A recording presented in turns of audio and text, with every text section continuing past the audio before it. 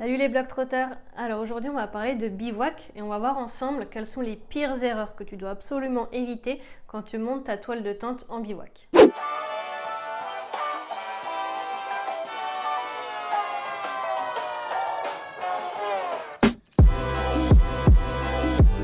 Alors installer son campement, monter sa toile de tente, ça s'invente pas, ça se fait pas en un claquement de doigts. Si tu t'es pas un petit peu renseigné à l'avance, ça peut vite virer au cauchemar.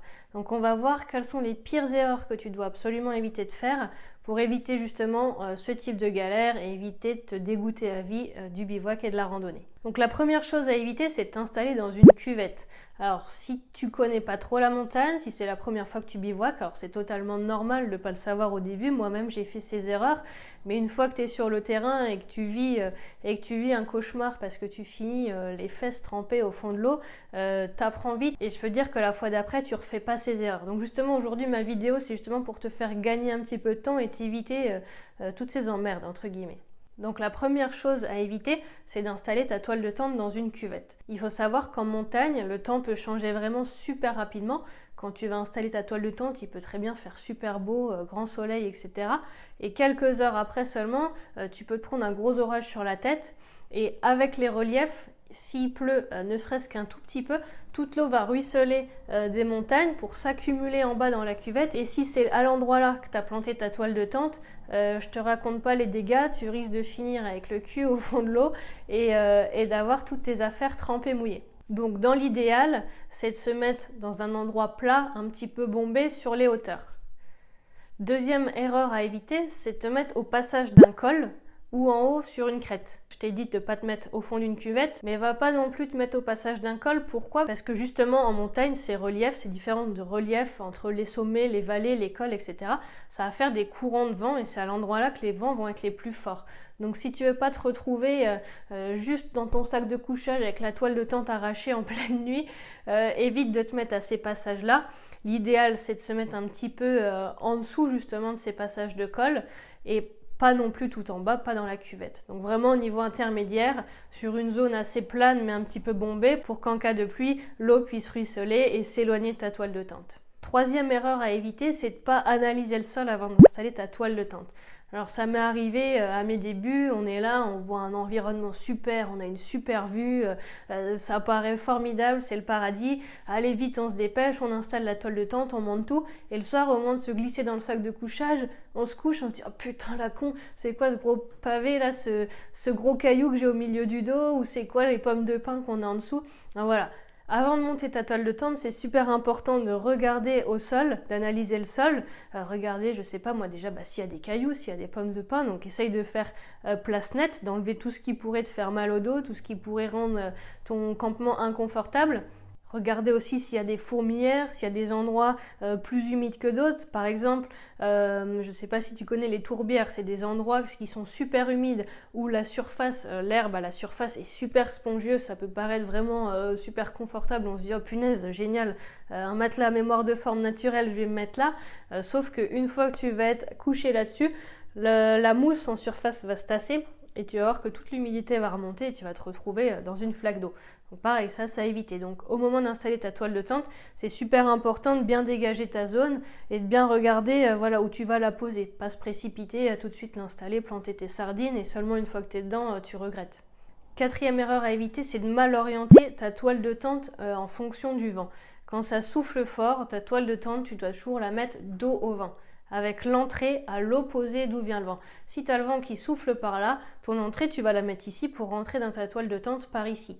Si tu fais l'inverse, que tu mets ta toile de tente face au vent, au niveau des coutures et au niveau des fermetures éclairs, c'est un endroit qui n'est pas étanche, qui n'est pas imperméable ni au vent ni à s'il y a la pluie, si quand même, mais pas au vent en tout cas. Et si ça souffle vraiment fort, le vent va s'engouffrer dans ta toile de tente justement par ces endroits de faiblesse, entre guillemets, et ta toile de tente va avoir tendance à se gonfler. Donc déjà, à l'intérieur, ça va cailler, tu vas avoir tout l'air frais qui va rentrer. Et en plus, elle va se gonfler et elle est beaucoup moins résistante placée de cette manière qu'à l'inverse, avec l'entrée dos au vent. Donc, si tu mets l'entrée du mauvais côté, je te dis déjà tu vas avoir froid, tu vas avoir la toile de tente qui va se gonfler, elle risque de s'arracher. Si tu as une toile de tente comme la mienne avec des entrées de part et d'autre, moi j'ai 2 petites absides, je peux rentrer vraiment de chaque côté, c'est une tente de personnes, donc chacun rentre par son entrée.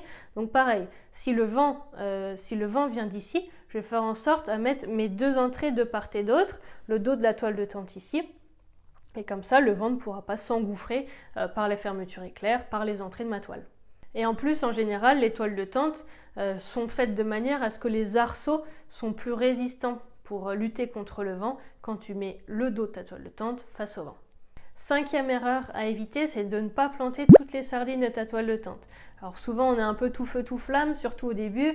Hop, on se dit c'est bon, il fait beau, il n'y a pas de vent, tranquille. Je mets juste 4 sardines aux 4 coins, ça suffira, voilà, ça craint rien. Je le répète, en montagne, le temps peut changer vraiment super rapidement. Si tu mets pas toutes les sardines, déjà, le vent risque de s'engouffrer en dessous de ta toile de tente et ça peut l'endommager. Mais aussi, si tu tends pas bien ta toile de tente, que ce soit avec les sardines ou avec les haubans, ta toile extérieure risque de venir en contact avec ta toile intérieure. Et je vais en parler juste après, dans le point juste après, tu vas voir le gros inconvénient et ce qui peut se passer quand c'est comme ça. Et donc, 6e grosse erreur à éviter, c'est de ne pas tendre les haubans. Donc ça rejoint un petit peu le point d'avant avec les sardines. Donc les haubans, c'est quoi? C'est ces ficelles qui sont reliées à la toile extérieure, qui se trouvent à peu près de chaque côté de ta toile de tente.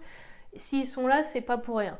En gros, ces haubans, tu vas les tendre, ça va permettre de garder une distance raisonnable entre ta toile extérieure et ta toile intérieure. Si tu les tends pas bien, ta toile extérieure va venir au contact de la toile intérieure et la condensation qui va se déposer normalement sur ta toile extérieure va venir se coller à la toile intérieure et la condensation va venir goûter à l'intérieur de ta toile de tente et l'humidité risque de rentrer carrément à l'intérieur, là où toi tu dors. Pareil s'il pleut, si tes 2 toiles sont en contact, ça ne va pas jouer le rôle imperméable, l'eau va s'infiltrer à l'intérieur et va goûter, va ruisseler à l'intérieur de ta toile de tente et tu risques d'être mouillé. Donc ça peut paraître tout con, essaye pas de gagner du temps à mettre une sardine sur 2 ou carrément à pas les mettre et à se dire les haubans c'est bon, on s'en fout, ma toile de tente elle tient comme ça, j'ai pas besoin de plus. Mets bien toutes les sardines, s'il y en a 6, 8, 10 sur ta toile, c'est pas pour rien, donc tu les mets toutes, tu tends bien tous les haubans et voilà, il n'y aura aucun souci. Alors les sardines, comment les planter? Donc le but c'est de les planter à 45 degrés dans le sens opposé à ta toile de tente pour pas qu'elles puissent ressortir de la terre. Donc pas besoin d'emmener un marteau, un maillet ou quoi dans ton sac à dos, c'est pas ce qu'il y a de plus pratique et ce qu'il y a de plus léger. Tu prends un caillou, une pierre que tu trouves autour de toi et tu viens bien enfoncer ta sardine donc à 45 degrés par rapport à ta toile de tente. Voilà, donc normalement si tu appliques ces 6 conseils, tout devrait bien se passer et tu devrais passer un bon moment. J'espère que cette petite vidéo t'a plu. Si tu veux en savoir un peu plus justement sur comment organiser ton trek, comment choisir ton matériel, comment réussir ton bivouac, n'hésite pas à cliquer sur le lien dans la description. J'ai écrit justement un guide ultra complet avec tout ce que tu dois absolument savoir avant de partir faire ton trek en autonomie. Allez, je te dis à la prochaine. Ciao!